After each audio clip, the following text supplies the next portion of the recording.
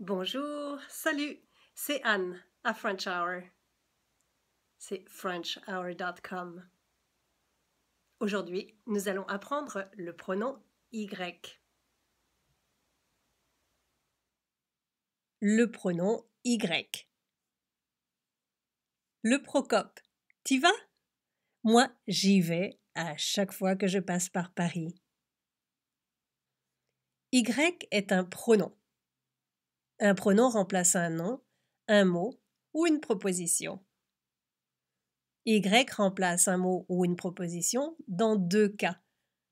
Le pronom Y remplace un mot ou une proposition pour remplacer un endroit. En anglais, il est traduit par there. Regardez l'exemple.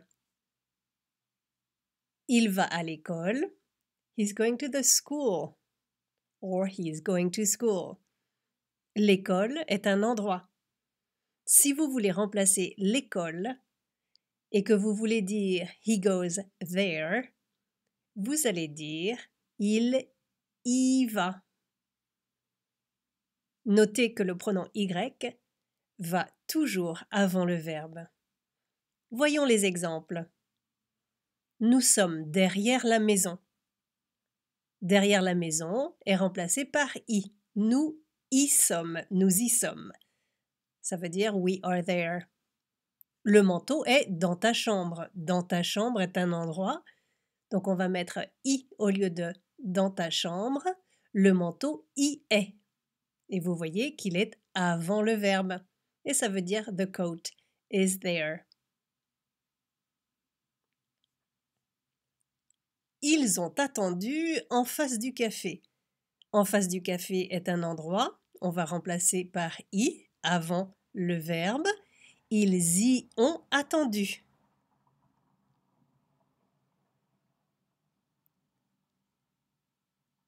Ils y ont attendu. Ils y ont attendu. Ce qui veut dire en anglais they waited there. Deuxième cas. Le plus souvent, en fait, le pronom Y remplace un mot ou une proposition qui n'est pas une personne introduite par la préposition à, ou bien à la, ou bien à L', ou bien au pluriel. Ça veut dire en anglais to. Regardez les exemples. Elle répond à l'enquête. She's responding to the survey. L'enquête est introduite par la préposition à l'enquête. Si vous voulez remplacer le mot l'enquête et que vous voulez dire she's responding to it, vous allez dire elle y répond. Vous voyez que encore ici, le Y est toujours devant le verbe. Voici 6 verbes qui sont assez communs pour commencer votre liste de verbes qui prennent la préposition à. Aller à, être à, répondre à, écrire à, obéir à, ressembler à. Voyons les exemples. Vous pensez à la robe de la présidente. À la robe de la présidente est introduite par la préposition à. Vous y pensez. You think about it. Le secrétaire répond au courrier. Le verbe c'est répondre à que vous avez ici. Donc si on veut remplacer au courrier, on va mettre i devant le verbe. Le secrétaire y répond.